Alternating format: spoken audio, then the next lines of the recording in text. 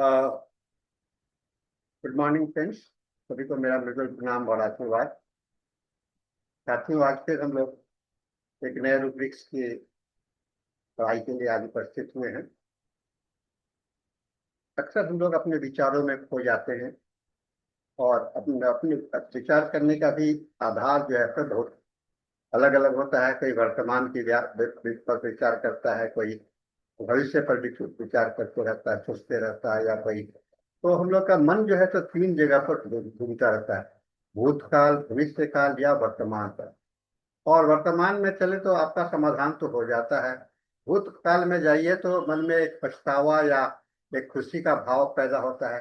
लेकिन भविष्य काल में का सोचने के लिए सोच करके आप कभी कभी उत्साहित होते हैं, कभी कभी क्रोधित होते हैं, कभी कभी चिंतित होते हैं, ऐसा होता है। आज आइए हम लोग भविष्य काल पर जो बात करते हैं उस पर हम लोग चलते हैं। और उसके लिए हम लोग के रिपोर्टरी में एक रूब्रिक्स है जिसको कहा जाता है हवाई किला, एयर कैसल्स। इसका सिनोनिम्स किया गया है थ्योराइजिंग के साथ में। तो हम लोग आज के इस एपिसोड्स में हम लोग ये देखेंगे कि एयर कैसल्स क्या है और इसका थ्योराइजिंग के साथ में क्या समानता है। और दोनों, लेकिन ये दोनों का जो मेडिसिन है, दवा जो है, तो आपको एक ही जगह पर दिया हुआ है। तो इसको हम लोग आज देखने का कोशिश करते हैं। तो आइए हम लोग इसका एक गहन अध्ययन करते हैं। Mind air Castle's. Air Castle's का मतलब होता है कि हवा में महल बनाना, हवाई किला बनाना। ये एक मानसिक अवस्था को दर्शाता है जहाँ रोगी अपने काल्पनिक, आदर्शवादी और अवास्तविक विचारों की दुनिया में कल्पना है, कोई आधार नहीं है, कोई अपने आदर्श पर या कोई जो उसका है ही नहीं, उस पर सोचते रहता है। रोगी अपने भविष्य की अवास्तविकता, योजना, कल्पना और सपनों में खोया रहता है। ये हम लोग सपना देखना तो बहुत अच्छा होता है क्योंकि सपने को हम लोग साकार कर सकते हैं, लेकिन काल्पनिक चक्र को, सपनों को साकार नहीं किया जा सकता है। तो ये तो बड़ा गंभीर समस्या भी बन जाता है। यह मानसिक प्रवृत्ति अक्सर वास्तविकता से दूर भागने का या पलायन करने का माध्यम होता है। जब हम वास्तविकता को स्वीकार नहीं करते हैं और वास्तविकता से अलग कहीं पर जाते हैं तो हमारे अंदर में यह भाव होता है। और इसे हम लोग एक मानसिक लक्षण के रूप में देखते हैं जो कि कॉन्स्टिट्यूशनल स्वभाव का संकेत करता है।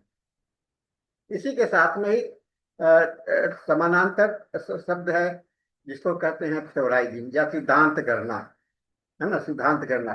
थ्योराइजिंग का अर्थ होता है अत्यधिक बौद्धिक कल्पना और सिद्धांत बनाना। देखिए, हवाई किला में थोड़ा सा एक और थ्योराइजिंग में थोड़ा सा अंतर है ना। एयर कैसल्स में भावनात्मक और कल्पनाशील होता है, लेकिन थ्योराइजिंग में तर्कपूर्ण लॉजिक और एनालिसिस करते रहता है, विश्लेषणात्मक सोच होता है जो अक्सर व्यवहारिक जीवन से अलग होता है। यहाँ पर एयर कैसल्स में और थ्योराइजिंग में दोनों में वास्तविकता से अलग होता है, लेकिन ये कल्पना काल्पनिक होता है और एक ये थ्योराइजिंग जो होता है तो वास्तविक। लेकिन दोनों का जो अलग अलग महत्व होते हुए भी हम लोग के रिपोर्टरी में इसे एक ही रूब्रिक्स के अंदर में, एक ही सिनोनिम्स के अंदर में दिया गया है। तो दूरी है, लेकिन ये इसको हम लोग ऐसे कह सकते हैं कि एयर कैसल एक भावनात्मक सफल लोक है और थ्योराइजिंग मानसिक विश्लेषण का अधिक महत्व देता है। हम लोग आइए इसका लेयर ऑफ इंटरप्रिटेशन देखते हैं, स्तरवार समझते हैं। कल्पनाशीलता का मतलब क्या होता है? दृश्यात्मक, रोमांटिक जीवन में कल्पना करना। और थ्योराइजिंग में होता है कल्पनाशील से अधिक विश्लेषण, माने कल्पना कर रहा है लेकिन उसका एनालिसिस भी कर रहा है। इसका भावनात्मक पहलू होता है। एयर कैसे उसका भावना तृप्ति को देने वाला, अपने भावना को संतोष देने वाला, उसको खुश करने वाला सपने का दिखता है। जैसे मैं अब ये बन गया, बड़ा आदमी बन गया, मैं विदेश जा रहा हूँ। इस तरह के बहुत सारे लोग कल्पना, जो कि अभी वास्तविकता में शायद उसके निकट भविष्य में संभव नहीं है, लेकिन ये है। जैसे कोई व्यक्ति है और वो कुछ करता नहीं है, लेकिन देखता है कि हम प्राइम मिनिस्टर बन गया, और प्राइम मिनिस्टर बन जाएंगे तो ये करेंगे वो करेंगे, कल्पना में खोया रहता है। तो ये भावनात्मक पहलू है और एयर कैसल्स होता है। लेकिन थ्योराइजिंग में होता है कि भावनात्मक से दूर इसमें बौद्धिक प्रवृत्ति होती है, यानी कि सोचता है कि नहीं, जैसे हमको ये दिमाग में आ रहा है कि मैं विदेश जाऊंगा तो मुझे क्या करना होगा, मुझे क्या उसके लिए क्या तैयारी करनी होगी, ये अपना उसका विश्लेषण करते रहता है। और इसका मनोवैज्ञानिक सिक्योरिटी क्या है, रक्षा क्या करता है, ये वास्तविकता से बचने के लिए कल्पना करता है ना। और थ्योराइजिंग अत्यधिक विचार और सिद्धांत बनाकर वास्तविकता से दूरी बनाता है। इसका स्तर जो है, तो रोगी की प्रकृति, एयर कैसल्स को हम लोग ऐसे लेंगे, भ्रम, एल्यूजन और डेल्यूजन, है ना। यानी कि साधारण स्वप्न, स्वप्न। और इससे आगे जाइएगा तो आप भ्रम में चले जाइएगा, एल्यूजन हो जाएगा। और उससे भी जाइएगा तो आपको डेल्यूजन, डेल्यूजन मतलब कि आप वहां पर ही भ्रम में हैं कि मैं बड़ा आदमी बन गया, डेल्यूजन में है कि आप वहां पर विश्वास कर रहे हैं। लेकिन थ्योराइजिंग में सोच का अतिरिक्त मानसिक तनाव होता है। इससे अन्य संबंधित रूब्रिक्स को भी हम लोग देखेंगे। और मानसिक ड्रीम्स, डे ड्रीमिंग्स, यानी कि जागते हुए सपने देखना, है ना, जो कि साधारण अवस्था है और एयर कैसल्स इससे भी ज्यादा है। और माइंड फैंसीज, यानी कि कुछ हल्की फुल्की कल्पना करना, कलात्मक करना, इसे फैंसीज कहते हैं। और फैंसीज जो है तो स्वस्थ होता है। आप रचनात्मक होना चाहते हैं, कुछ करना चाहते हैं, तो आपको स्वस्थ रूप से रचना करना पड़ेगा। एयर कैसल्स इसमें व्यवहारिकता नहीं होता है। और फिर माइंड में एल्यूजन ऑफ इमेजिनेशन, है ना, ये कल्पना को वास्तविक मानना मानता है, मैंने कल्पना को ही सच्चाई मानता है।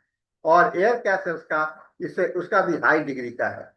Delusion, grandeur wealth. अब ग्रैंडियोर का मतलब होता है कि बहुत बड़ा आदमी हो गया, महान हो गए, बहुत पैसे वाले हो गए, बहुत राजा बन गए, बहुत बड़े बिजनेसमैन बन गए, सक्सेसफुल, ये अंबानी के जैसा बन गए, ऐसा दिमाग में आता है। इसमें महानता का विश्वास होता है। और एयर कैसेस जो है तो अस्थाई भ्रम है। और इसका फिर एक और रूब्रिक है माइंड, माइंड में आइडिया एबंडेंस। बहुत बहुत सारे विचार आते हैं, एक दो विचार नहीं, कई एक विचार विचार आते हैं। तो इसको विचारों की बहुतायत है। और एयर कैसेस में विचार की कमी, कम कम विचार पर लेकिन अधिक अत्यधिक संचरित होता है। एक और रूब्रिक है, आप देखिएगा, एब्स्ट्रैक्टेड। इसमें ध्यान नहीं होता है लेकिन विचार में खोया रहता है। और माइंड में फिर इसका एयर कैसल्स में होगा तटस्थ अवस्था, कल्पनाशील में होना, और जरूरी नहीं है। और एक और होता है ऑक्यूपेशन एमुलेट, यानी कि कुछ व्यस्त रहने से अच्छा लगता है, आराम मिलता है। एयर का कैसल्स जो है तो आलस, लेजीनेस होता है। और इसमें निष्क्रियता का भाव होता है। इसका साइकोलॉजिकल फीचर्स क्या है, मनोवैज्ञानिक पहलू क्या है, व्यक्तिगत संरचना में रचनात्मक होगा, कल्पनाशील होगा, बौद्धिक व्यक्तित्व होगा, ये आदर्शवादी और पलायनवादी का स्वभाव होगा, बहुत ही आइडियलिस्टिक होगा, या बहुत पलायनवादी, भागने वाला होगा। ये इंट्रोस्पेक्शन होगा, माने कि अंतर्मुखी होगा, बाहरी दुनिया से दूर, अपने में खोया रहता है। और इसका डिफेंस मैकेनिज्म है कल्पना द्वारा वास्तविकता से बचना, जो रियलिटी को फेस नहीं करना सकता है उसको ये करते हैं। और अधूरी इच्छाओं को या घात को, असंतोष से बचने की कोशिश करता है।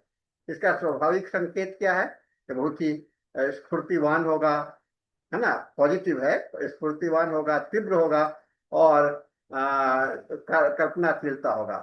सल्फरिक भी हो सकता है, यानी कि दार्शनिक होगा, गर्विला होगा, काफी गर्व होगा और विचारक होगा, जैसे कि सल्फर में है।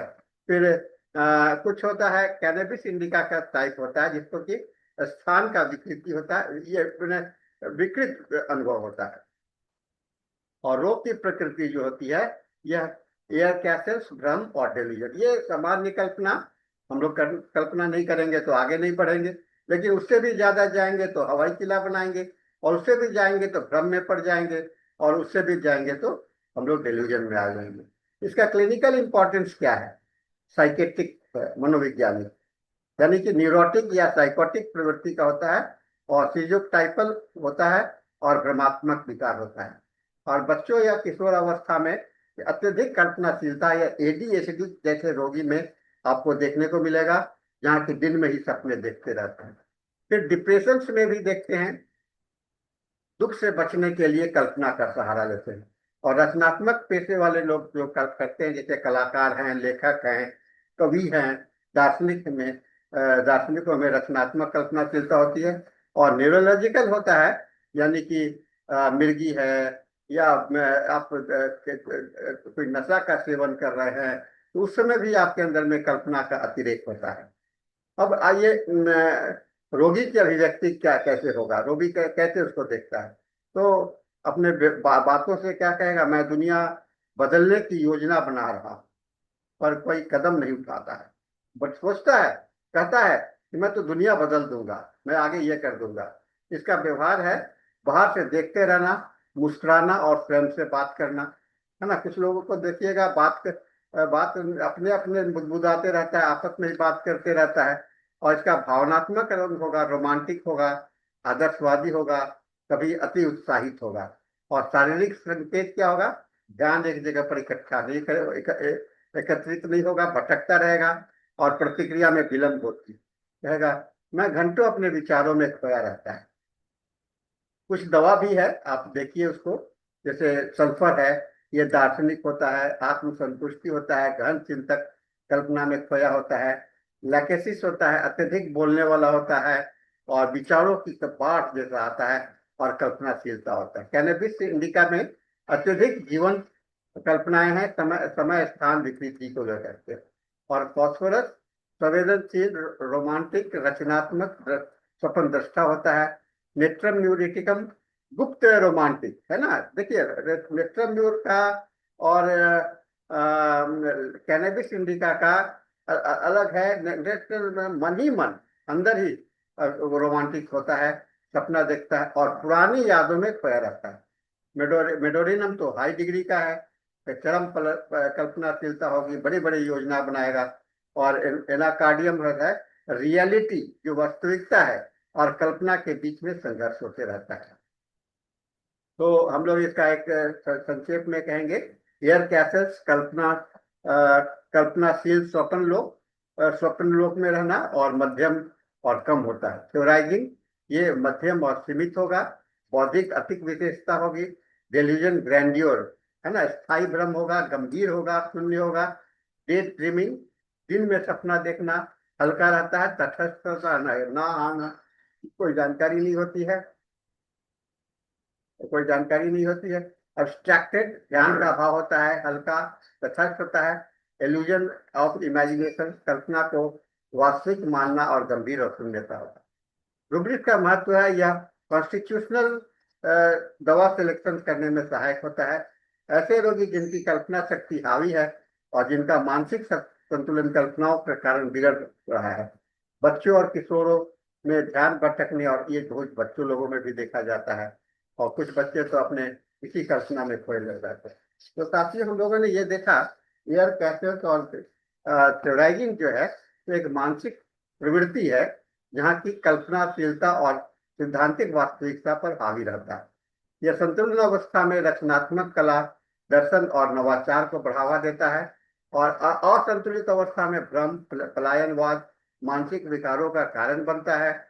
और संबंधित रूब्रिक्स के साथ तुलना करके से गंभीरता और प्रकृति को समझा जा सकता है।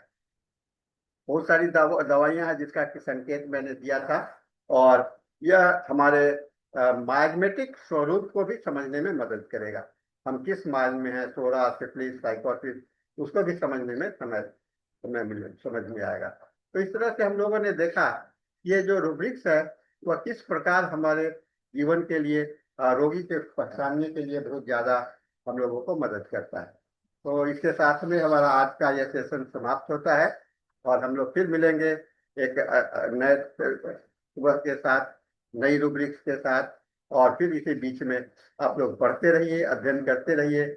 और ये एक महत्वपूर्ण संदेश जीवन के लिए, अपने में भी बदलाव लाने के लिए है, रोगियों में भी बदलाव लाने के लिए है। इसका उपयोग अपने जीवन के साथ में तथा रोगियों के साथ में कीजिए। तो इसके साथ आप यह सब समाप्त होता है। आप सबों को मेरा धन्यवाद, मृदु प्रणाम, आशीर्वाद। Thank you very much.